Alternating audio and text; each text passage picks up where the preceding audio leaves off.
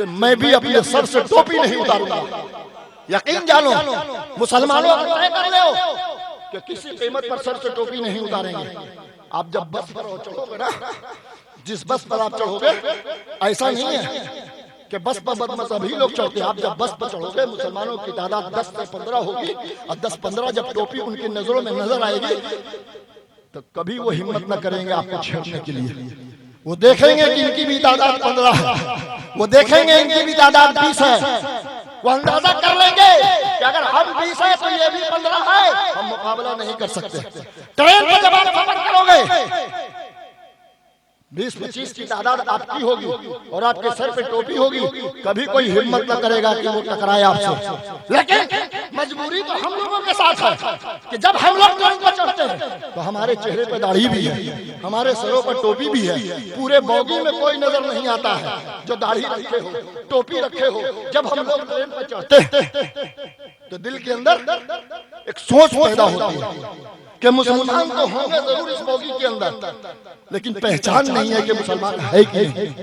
अकेला इंसान टोपी लगाने वाला अपने आप को अकेला महसूस करता है, और अगली सीट पर बैठने वाला ऐसा कमेंट्स करता है, ऐसी ऐसी बातें करता है कि आप कुछ जवाब नहीं दे सकते। क्यों? इसलिए कि हम अकेला महसूस करते हैं। अगर एक बोगी के अंदर 15 नौजवान हो और 15 के सर पर टोपी हो तो कोई कमेंट्स करके तो देख ले, कोई हमारे मजहब के खिलाफ आवाज उठाकर तो देख ले। हरगिज़ नहीं। तो मुसलमानों, सिर्फ एक बच्ची ने हिम्मत दिखा दिया, बस उसी की तारीफ करते रह जाओगे कि अपने आप के अंदर भी सुधार पैदा करोगे, अपने अंदर भी कोई सुधार पैदा करोगे कि सर पर टोपी रखो, चेहरे पर दाढ़ी रखो। मजाल है हिंदुस्तान की हुकूमत तुम्हारे चेहरे से दाढ़ी हटा दे, है हुकूमत में इतनी ताकत कि तुम्हारे सर उतार दे। टोपी उतारने की बात इसलिए वो करते हैं कि 100 में 1 आदमी टोपी लगाता है, इसलिए उनकी हिम्मत बड़ी रहती है। मेरे दोस्तों, इस्लाम ऐसे नहीं फैला है। अगर नारा लगाने से इस्लाम फैल जाता तो जंगे बदर में 313 लोग जो शहीद हुए, उनको शहीद होने की जरूरत क्या थी? बस जंगे बदर के सरहद पर पहुंचते और सब मिलकर नारे तकबीर, नारे रिसालत का नारा लगा देते, इस्लाम का झंडा बुलंद हो जाता। नारा लगाने से इस्लाम नहीं फैलता है, नारा लगाने से इस्लाम का झंडा बुलंद नहीं होता है। अगर नारा लगाने से इस्लाम का झंडा बुलंद होता और इस्लाम फैलता तो जंगे ओहद वालों को शहीद होने की जरूरत नहीं थी। नारा लगा के इस्लाम का झंडा वो बुलंद कर लेते। जंगे हुनैन वाले को शहीद होने की जरूरत नहीं थी, नारा लगा के वो जंग को फतह कर लेते। मेरे दोस्तों, नारा को सिर्फ इसलिए बनाया गया है कि सबसे बड़ा तुम्हारा रब है। जब कोई भी काम करो, चाहे वो अच्छा काम करो, चाहे नात खानी करो, तकरीर खानी करो, मिलाद खानी करो या दुश्मनों से मुकाबला करो, सबसे पहले अपने रब का नाम लो। नारे तकबीर, मेरा रब सबसे बड़ा है। अगर मिलाद खानी करोगी तो मिलाद में ताकत मिल जाएगी, शादी करोगे तो शादी में कुव्वत मिल जाएगी, और अगर दुश्मनों से मुकाबला करने की बात होगी तो तादाद कम भी होगी तो हिम्मत और जज्बा बढ़ जाएगा। अच्छी तशरीह है, वाह वाह वाह वाह वाह वाह वाह। ये औलिया किराम कहां से आकर इस अतराफो अकनाफ में आबाद हैं। जिस जमाने में ये आए होंगे शायद एक आदमी मुसलमान होगा, तो इनको क्यों नहीं लोगों ने शहीद कर दिया? इनको लोगों ने क्यों नहीं भगा दिया? क्यों? चूंकि ये सच्चे और पक्के मुसलमान थे। इनका जीना और मरना इस्लाम के लिए था, इनकी जिंदगी इस्लाम के लिए थी। ये सोचकर जंगलों में चले जाते थे कि मैं जिंदा हूं तो इस्लाम की शहादत के लिए जिंदा हूं, मैं जिंदा हूं तो कुरान की तालीम देने के लिए जिंदा हूं, मैं जिंदा हूं तो इस्लाम के झंडे को बुलंद करने के लिए जिंदा हूं। इनका इरादा सच्चा था, इनकी नीयत कभी थी। तो जंगलों में रहे तो जानवरों ने नुकसान नहीं पहुंचाया, और कुफरिस्तान में रहे तो काफिरों ने नुकसान नहीं पहुंचाया, और जहां रहे वहीं से इस्लाम की तालीम दी, वहीं से इस्लाम का झंडा बुलंद किया। अब ये औलिया किराम तो अपने अपने आस्थानों पर हैं, तो इस्लाम का झंडा बुलंद नहीं होगा? क्यों नहीं होगा? क्या इस्लाम की इशाअत नहीं होगी? होगी, लेकिन उसके लिए हमें और आपको सुधार करना होगा। हम तो आपस ही में पहले इतने टुकड़े में बटे हुए हैं, पहले हम आपस ही में इतने टुकड़े में बटे हुए हैं कि हमारी ताकत कमजोर हो गई है, हमारी ताकत कमजोर हो गई है। इमाम साहब बोलते हैं कि इनके पीछे नमाज मत पढ़ो, वो इमाम साहब बोलते हैं उनके पीछे नमाज मत पढ़ो, वो इमाम साहब बोलते हैं उनका ज़बीहा मत खाओ, वो इमाम साहब बोलते हैं उनका ज़बीहा मत खाओ। हम तो इसी में परेशान हैं।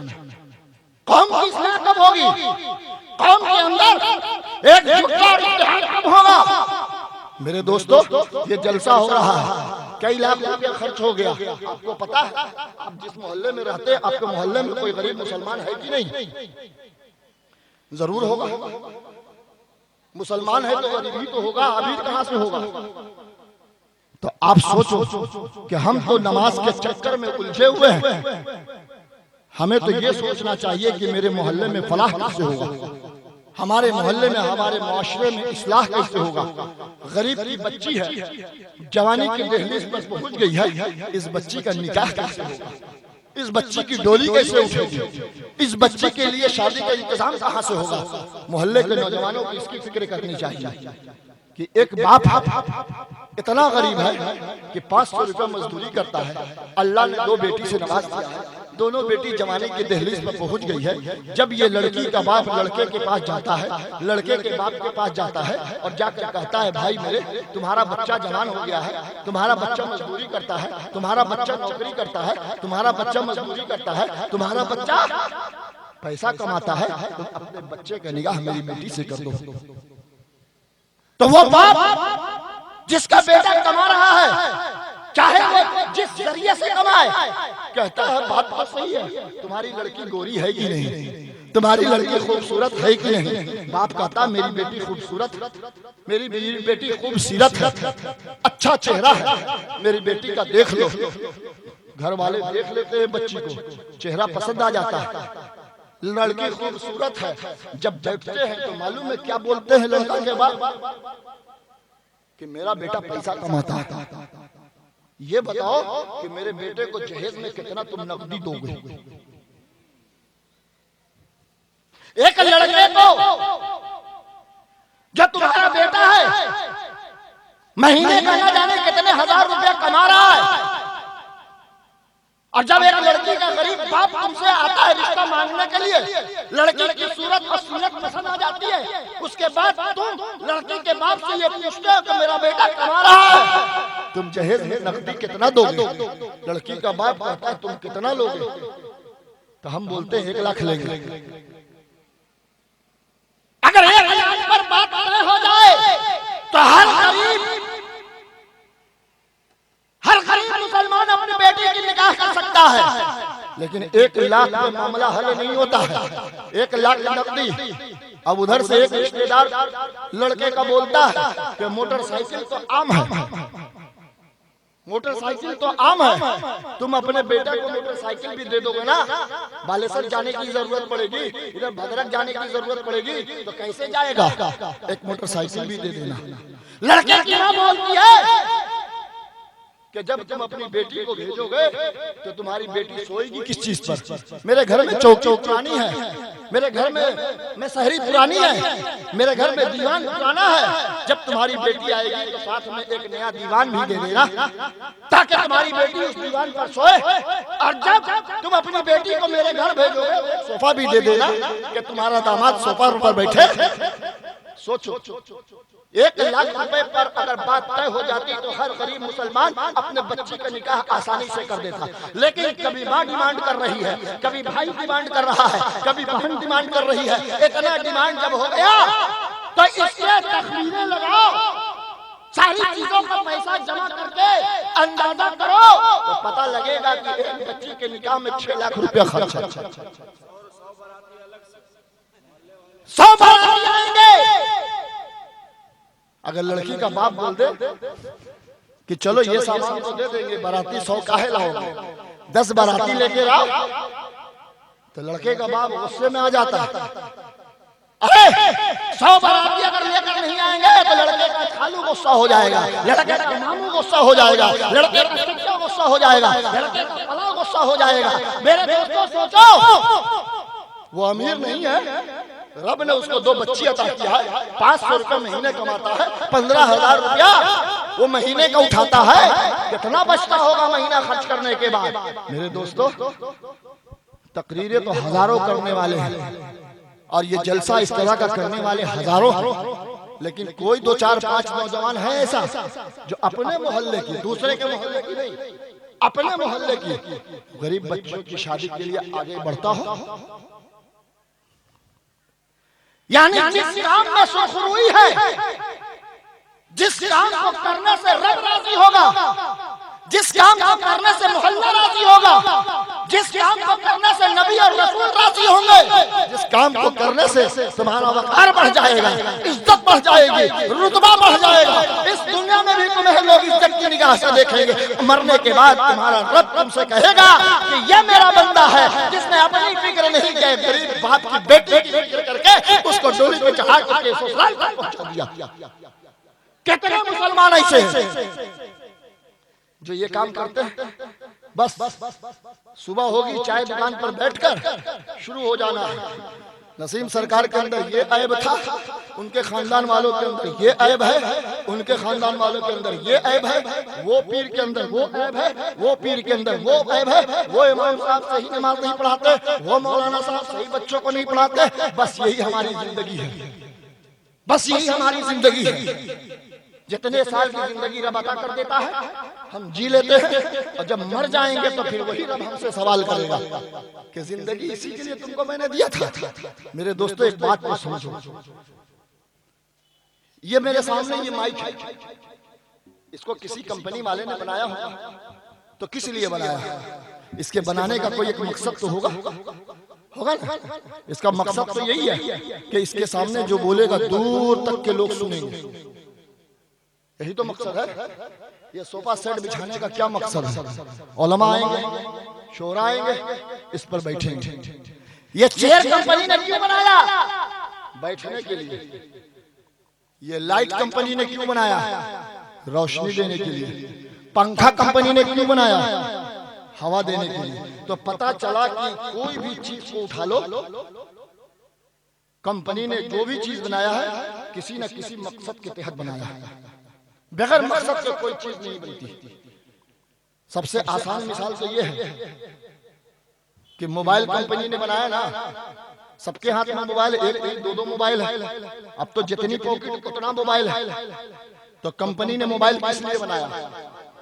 बात करने के लिए, राब्ता करने के लिए, माँ बाप से बात करने के लिए। अब भाई दूर में है तो भाई से भाई बात करने के लिए, शौहर सऊदी में है तो बीवी से बात करने के लिए, बेटा बेटी से बात करने के लिए कंपनी ने मोबाइल बनाया। उसका मकसद सिर्फ ये था कि ये मोबाइल से कांटेक्ट हो जाए, चचा से, अब्बा से, अम्मा से, नानी से, दादी से राब्ता हो जाए। कंपनी ने मोबाइल इसीलिए बनाया, इसीलिए बनाया ना।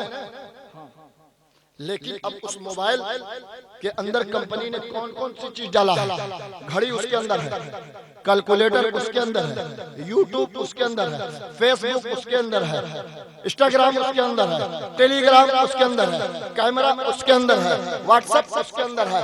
यानी कि दुनिया की जितनी जरूरत की चीज है वो सब उसके अंदर है, सब उसके अंदर है। आपको हिसाब किताब करना है, कैलकुलेटर खोल लो। आपको टाइम देखना है, घड़ी से देख लो। आपको फोटो खींचना है, आप कैमरा से फोटो खींच लो। सारी चीज है, सारी चीज मोबाइल के अंदर है। लेकिन अब मोबाइल के मकसद को देखो कि मोबाइल अपनी जिम्मेदारी को कैसे निभाता है, कंपनी की बात पर कैसे अमल करता है। यह मकसद कंपनी का नहीं था कैलकुलेटर उसके अंदर डालना। मोबाइल को बनाने का कंपनी का मकसद सिर्फ ये था कि एक दूसरे से राब्ता हो जाए। बाकी और जो चीजें हैं वो एक्स्ट्रा में कंपनी ने डाला है।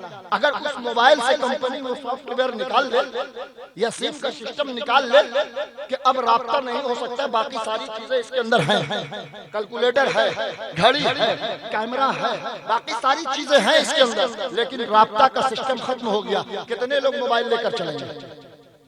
कोई नहीं मोबाइल लेगा।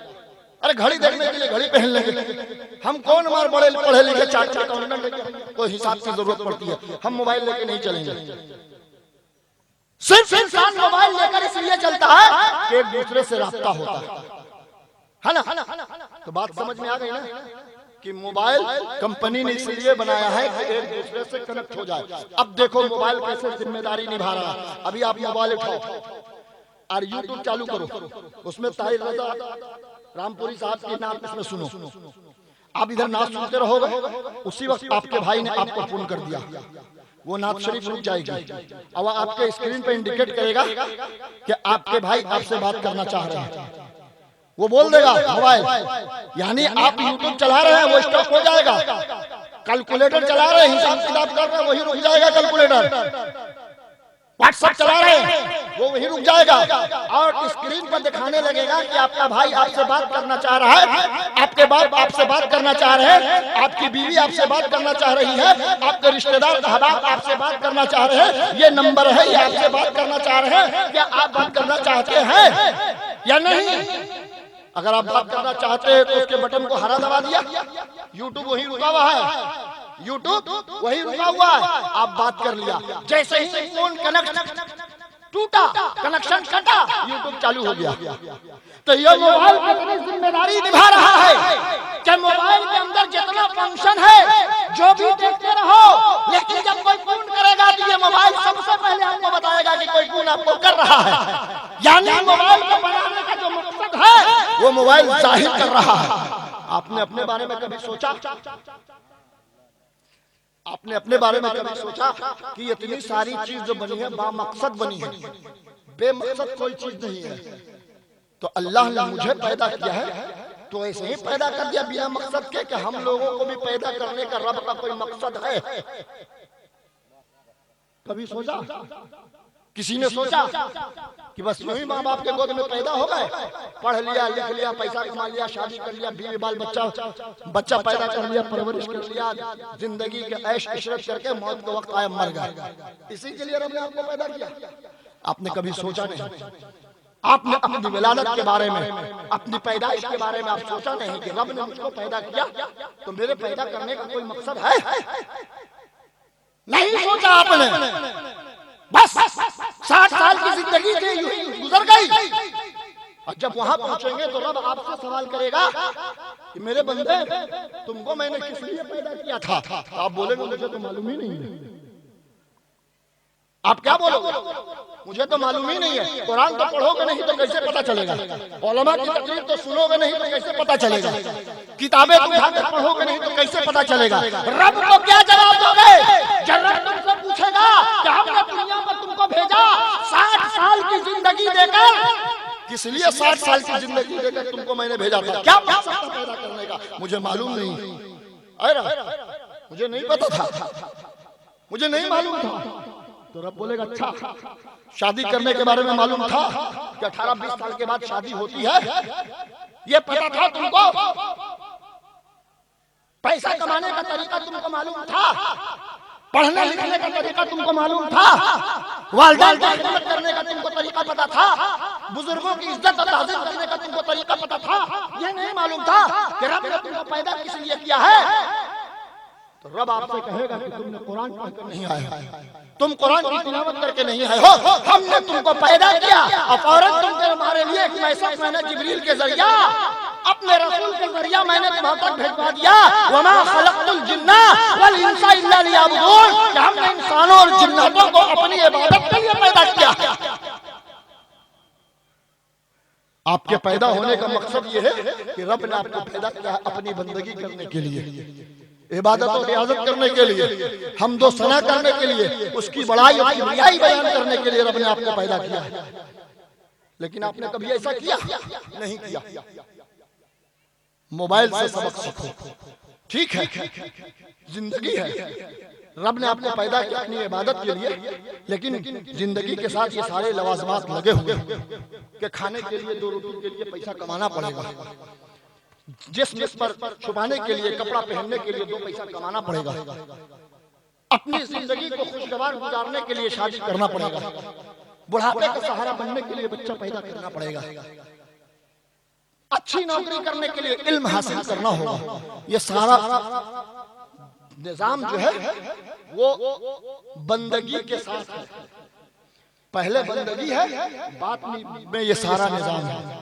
तो कोई भी मुसलमान इस बात को सोचा कि अगर आप ठेले पे सब्जी बेचते हो और अगर मस्जिद से अजान हो गई तो ठेले पे चादर डाल के मस्जिद जाकर तुम नमाज पढ़ा, तुम छिपा देते हो ठेले पर चादर और दिल के अंदर ये सोचते हो कि रब ने सब्जी बेचने के लिए मुझको नहीं पैदा किया है, उसने अपनी बंदगी के लिए पैदा किया है। मस्जिद से सदा आ गई है, अब सब्जी हम आधा घंटा नहीं बेचेंगे, इसलिए कि सब्जी बेचने के लिए नहीं पैदा रब ने किया है, नमाज पढ़ने के लिए पैदा किया है। हम पहले नमाज पढ़ेंगे। नौकरी पर आप जाते हो, मस्जिद का टाइम हो जाता है, नमाज का टाइम हो जाता है, 10 मिनट के लिए छुट्टी लेकर आप नमाज नहीं अदा करते हो।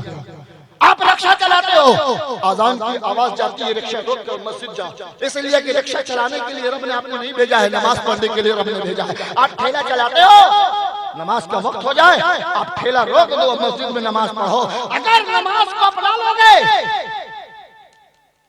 तो ये सारी चीजें जायज हो जाएंगी, क्योंकि मकसद रब के पैदा करने का वो जाहिर हो जाएगा कि नहीं, हमने अपने बंदों को पैदा किया तो सब्जी तो बेचता जरूर है लेकिन नमाज के टाइम नमाज पढ़ता है, नौकरी तो करता जरूर है लेकिन नमाज के टाइम नमाज पढ़ता है, राजमिस्त्री का काम तो जरूर करता है लेकिन नमाज के टाइम नमाज पढ़ता है, गाड़ी तो जरूर चलाता है लेकिन नमाज के टाइम नमाज पढ़ता है। तो उस मोबाइल की तरह बन जाओ, इस मोबाइल की तरह अपनी जिंदगी को गुजारो कि इसका जितना भी निजाम है, फंक्शन है,